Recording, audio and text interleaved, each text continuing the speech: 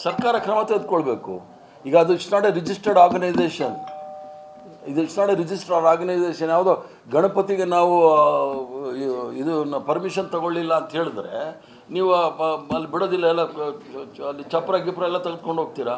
ಅಥವಾ ಯಾವುದಾದ್ರೂ ಅಲ್ಪಸಂಖ್ಯಾತ ಕಾರ್ಯಕ್ರಮ ಆದರೆ ಪರ್ಮಿಷನ್ ತಗೊಳ್ಳೋದು ಬಿಡೋದಿಲ್ಲ. ಇದು ಏನು ಅಂತ ನೀವು ಮಾಡ್ತಾ ಇದ್ದೀರಾ? ಯಾವ ಉದ್ದೇಶಕ್ಕೆ ಇವ್ರು ಮಾಡ್ತಾ ಇದ್ದಾರೆ ಅನ್ನೋದು ಗೊತ್ತಿಲ್ವಲ್ಲ. ಹೆಸರಿಗೆ ಹೇಳ್ಬೋದು ಇವರು ಯಾವುದೋ ಧರ್ಮವನ್ನು ಕಾಪಾಡ್ತೀವಿ ಅಂತ ಹೇಳಿ. ಧರ್ಮವನ್ನೆಲ್ಲೂ ಇವರು ಕಾಪಾಡ್ತಾ ಇಲ್ಲ, ಧರ್ಮದ ವಿರುದ್ಧವಾಗೇ ಇದ್ದಾರೆ ಇವರೆಲ್ಲ. ಇವರ ಸಂಸ್ಥಾಪಕ, ಹಿಂದೂ ಮಹಾಸಭಾದ ಸಂಸ್ಥಾಪಕ ಸಾವರ್ಕರ್ ಅವರು ಅವರ ಆತ್ಮಚರಿತ್ರೆ ಚಿತ್ರಗುಪ್ತದಲ್ಲಿ ಭಾಳ ಸ್ಪಷ್ಟವಾಗಿ ಹೇಳಿದ್ದಾರೆ, ಹಿಂದೂ ಧರ್ಮಕ್ಕೂ ಹಿಂದುತ್ವಕ್ಕೂ ಸಂಬಂಧವೇ ಇಲ್ಲ ಅಂಥೇಳಿ. ಹಿಂದೂ ಧರ್ಮ ಅಂತಕ್ಕಂಥದ್ದು ಧಾರ್ಮಿಕವಾದ ವಿಚಾರ, ಹಿಂದುತ್ವ ಅನ್ನೋದು ರಾಜಕೀಯ ವಿಚಾರ ಅಂಥೇಳಿ ಸಾವರ್ಕರ್ ಅವರು ಭಾಳ ಸ್ಪಷ್ಟವಾಗಿ ಹೇಳಿದ್ದಾರೆ.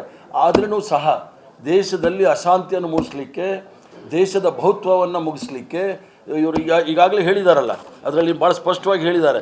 ಏನಂತ ಗೋಲ್ವರ್ಕರ್ ಅವರು ಹೇಳಿದಾರಲ್ಲ, ಅದರಲ್ಲಿ ಭಾಳ ಸ್ಪಷ್ಟವಾಗಿ ಹೇಳಿದ್ದಾರೆ. ಏನು ಒಂದೇ ಫ್ಲ್ಯಾಗು, ಅಲ್ಲೇನು ಹೇಳಿದ್ದಾರೆ, ಇಟ್ ಈಸ್ ಅಬ್ಸಲ್ಯೂಟ್ಲಿ ನಥಿಂಗ್.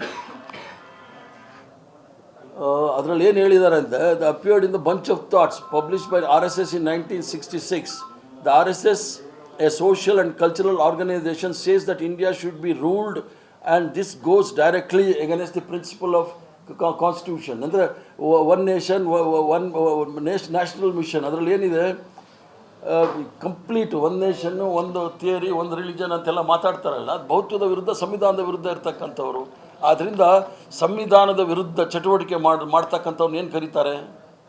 ಸಂವಿಧಾನದ ವಿರುದ್ಧ ಇರ್ತಕ್ಕಂಥವ್ರು, ತ್ರಿವರ್ಣ ಧ್ವಜದ ವಿರುದ್ಧ ಇರ್ತಕ್ಕಂಥವ್ರು ಭಯೋತ್ಪಾದಕರು ಅಂತ ನನ್ನ ಅನಿಸಿಕೆ. ಸರ್ಕಾರ ಕ್ರಮ ತೆಗೆದುಕೊಳ್ಬೇಕು. ಈಗ ಅದು it's not a registered organisation.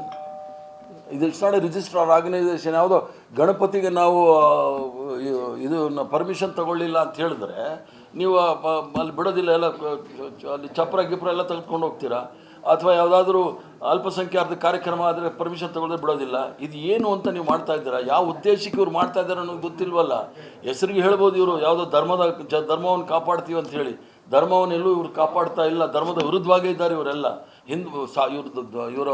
ಇವರ ಸಂಸ್ಥಾಪಕ, ಹಿಂದೂ ಮಹಾಸಭಾದ ಸಂಸ್ಥಾಪಕ ಸಾವರ್ಕರ್ ಅವರು ಅವರ ಆತ್ಮಚರಿತ್ರೆ ಚಿತ್ರಗುಪ್ತದಲ್ಲಿ ಭಾಳ ಸ್ಪಷ್ಟವಾಗಿ ಹೇಳಿದ್ದಾರೆ, ಹಿಂದೂ ಧರ್ಮಕ್ಕೂ ಹಿಂದುತ್ವಕ್ಕೂ ಸಂಬಂಧವೇ ಇಲ್ಲ ಅಂಥೇಳಿ.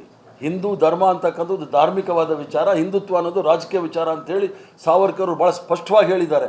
ಆದ್ರೂ ಸಹ ದೇಶದಲ್ಲಿ ಅಶಾಂತಿಯನ್ನು ಮೂಡಿಸಲಿಕ್ಕೆ, ದೇಶದ ಬಹುತ್ವವನ್ನು ಮುಗಿಸ್ಲಿಕ್ಕೆ ಇವರು ಈಗಾಗಲೇ ಹೇಳಿದಾರಲ್ಲ, ಅದರಲ್ಲಿ ಭಾಳ ಸ್ಪಷ್ಟವಾಗಿ ಹೇಳಿದ್ದಾರೆ.